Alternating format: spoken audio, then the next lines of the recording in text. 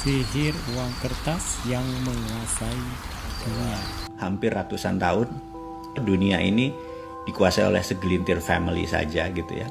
Dan kita tahu di tahun 1900 ke bawah, jadi 1800 sekian, mata uang dunia adalah pound sterling. Dan yang menguasai juga keluarga A itu aja gitu ya. Dan keluarga ini menganggap pound sterling itu sudah mulai korup, udah mulai nggak jujur. Dia bilang dia harus punya suatu negara lagi yang dia akan kendalikan, dan dia putuskan namanya Amerika.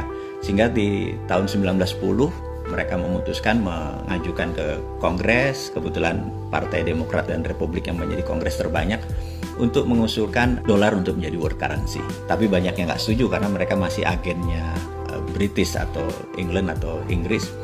Cerita ini berlanjut, dia ada peristiwa yang membuat Demokrat suaranya kalah, Republik akhirnya menandatangani, akhirnya disetujui.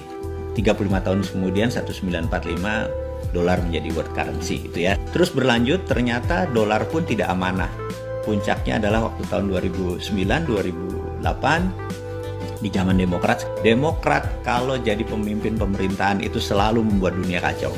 Jadi saya mau ulangi, misalnya suatu Kennedy Demokrat, kemudian diganti Lyndon B. Johnson Demokrat, Pak Karno tidak nurut, Pak Karno selesai. Kemudian Pak Harto tahun 98 selesai karena nggak nurut Amerika, presidennya Clinton adalah Demokrat. Kemudian Timur Timur lepas dari Indonesia waktu Pak Habibie, presidennya juga Demokrat. Kemudian tahun 2008-2009 Obama menyetak duit billion dolar, itu pun Demokrat. Jadi kalau Demokrat jadi, perangnya bukan di permukaan, tapi perangnya shadow, perangnya intelijen gitu ya. Jadi mereka punya economic hitman yang nyerang Venezuela, mereka punya economic hitman yang nyerang ASEAN di tahun 97 gitu ya. Saya akan cerita panjang tentang Demokrat, kenapa yang saya bilang begitu Biden jadi. National threat di Indonesia besar sekali. Di tahun 2009 ada hal yang menarik, sekelompok anak muda di Jepang itu yang namanya geng Satoshi itu tidak percaya lagi sama currency.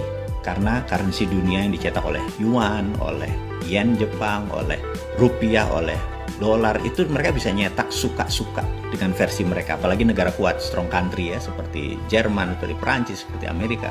Mereka bisa suka-suka mereka mencetak uang, dan habis itu uang tersebut disalurkan ke negara berkembang untuk mengimbangi inflasi yang kalau uang itu berada di negara mereka. Yang menarik, anak muda itu menciptakan Bitcoin berbasis blockchain. Blockchain hanya ledger ya, hanya sistem ini. Nah, 2009 tersebut blockchain masih nobody, masih nggak ada apa-apanya.